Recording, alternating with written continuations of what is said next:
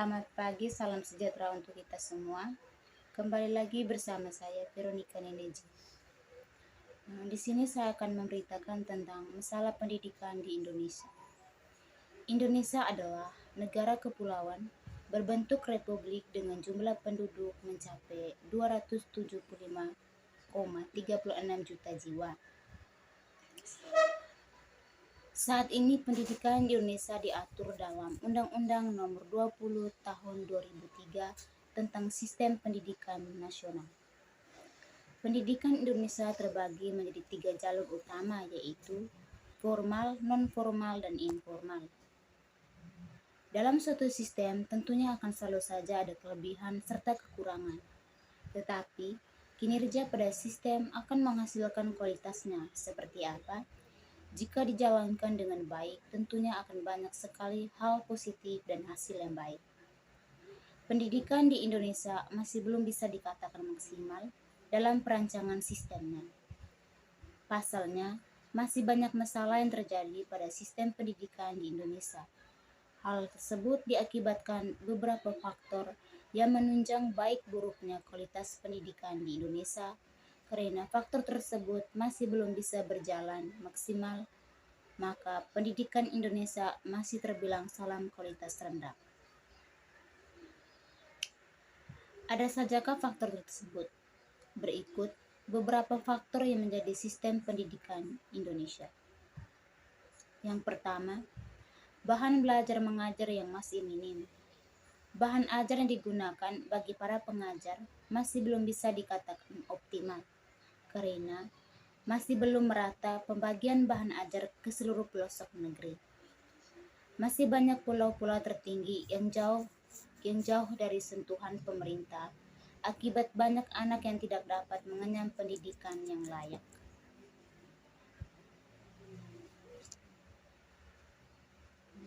Yang kedua, sarana dan prasarana yang kurang memadai.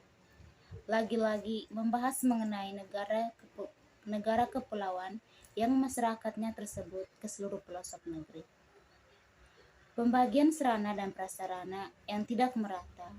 Lagi-lagi sarana dan prasarana yang layak hanya berpusat di kota-kota besar. Beda sekali dengan pulau kecil atau dusun-dusun tertinggal. Tak usah jauh dengan peralatan teknologi yang tentu belum tersalurkan. Area ajar mengajar saja seperti bangunan sekolah, meja, bangku masih banyak yang jauh dari kita layak. Yang ketiga,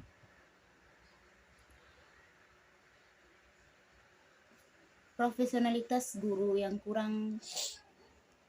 Kita semua mungkin pernah menjumpai beberapa guru yang kurang profesional dalam mengajar di masa-masa kita bersekolah.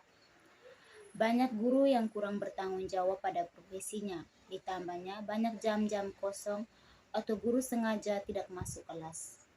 Atau dengan guru yang mengajar membawa masalah kehidupannya ke sekolah, sehingga kegiatan ajar mengajar memadai terganggu. Sudah seharusnya hal itu tidak perlu terjadi. Tetapi karena profesionalitas yang kurang, akhirnya peserta didik hanya harus diterima seadanya dalam kegiatan pembelajar. Yang keempat, kurikulum pembelajaran. Kurikulum pembelajaran menjadi salah satu faktor yang penting yang berpengaruh terhadap kualitas pembelajaran.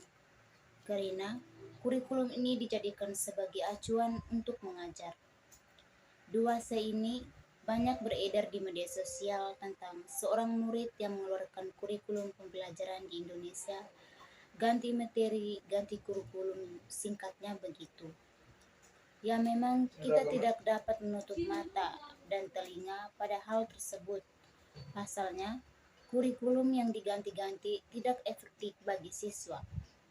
Beberapa siswa mungkin bisa mengikuti hal tersebut dengan baik, tetapi sebagian besar mengeluhkan hal itu.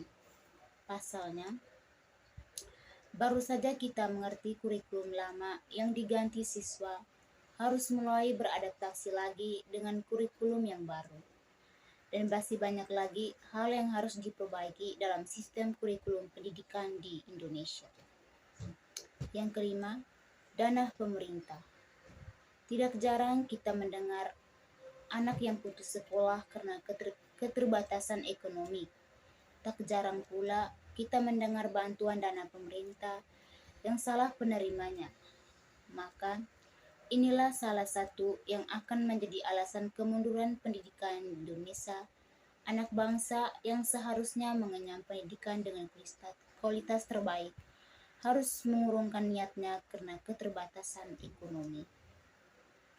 Selain itu juga terlahir dari habit para petinggi yang merangkap menjadi pejabat dan penjahat yang tidak segan mengambil hak milik orang atau dengan lain disalahgunakan dengan cara korupsi. Masih marak sekali oknum yang tidak bertanggung jawab pada pendistribusian khusus untuk pendidikan terutama dan dari sarana dan prasarana sekolah.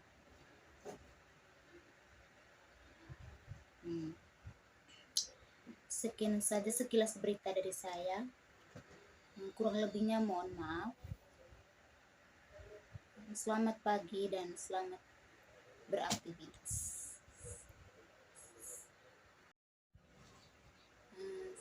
Sekian saja sekilas berita dari saya.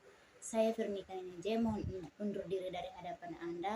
Saksikan acara kami selanjutnya hanya di ANTV. Selamat pagi, sekian dan terima kasih. Wassalamualaikum warahmatullahi wabarakatuh.